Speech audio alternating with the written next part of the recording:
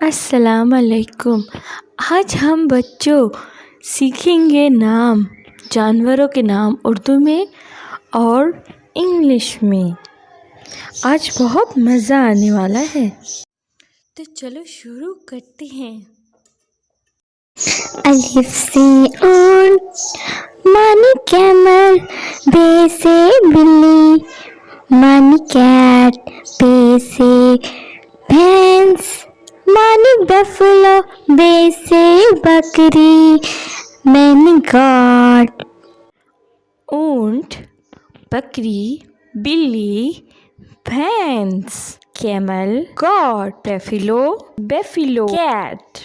B से bubble शेर, मानी लॉयन, पे से पांडा, मानी पांडा, टे से टट्टू, मानी पोनी, चे से चूहा, लॉयन, पांडा, पोनी, माउस।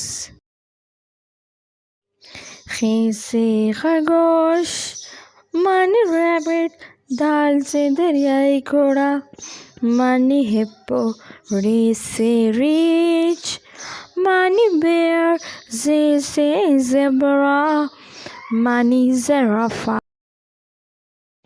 सीन से सांप, मानी स्नेक, शीन से शेर, मानी टाइगर, काफ से कैंगरू, मानी कैंगरू, गाफ से गधा, मानी डंकी।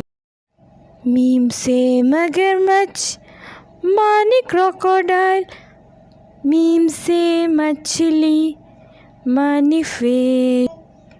हे से हिरन, मानी डियर, हे से हाथी, मानी एलिफेंट।